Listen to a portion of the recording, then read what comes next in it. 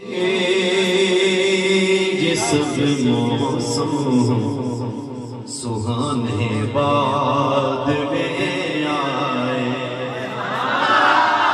یہ نظارے یہ سب موسم سہانے بعد میں آئے، وہ پہلے تھے مگر جلوہ دکھانے بعد میں، وہ پہلے تھے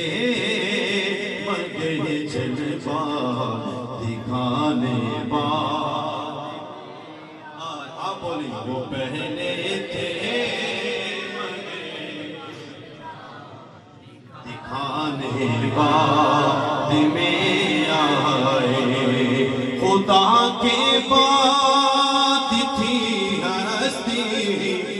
فقط زہرا کے بابا کی، خدا کے بعد تھی ہستی فقط زہرا کے بابا کی، خدا کے بعد تھی ہستی فقط زہرا کے بابا کی، وہ پہلے تھے مگر جلوہ دکھانے بعد میں آئے، وہ پہلے تھے مگر دکھانے بعد میں آئے، اور صحابہ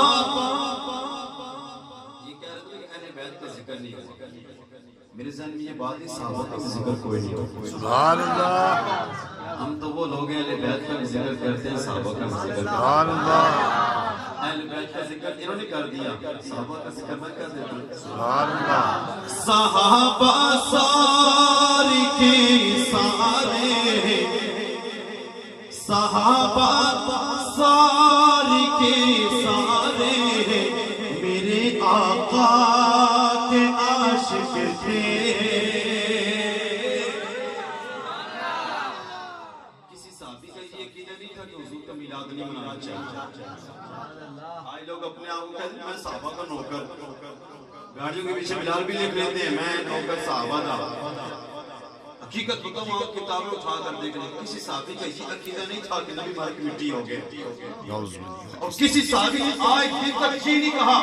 جب حضور کا میلاد ہے تو لیکنگ نہیں لگانی، جب حضور کا میلاد ہے چڑیاں نہیں لگانی،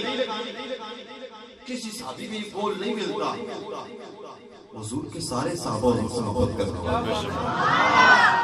ان کا انداز الگ تھا، ہمارا انداز الگ ہے، انشاءاللہ اس انداز کو بیان کروں گا آگے، صحابہ سارے کے سارے میرے آقا کے عاشق تھے، یہ سب نجدی یہ سب منکر ٹھکانے بعد میں،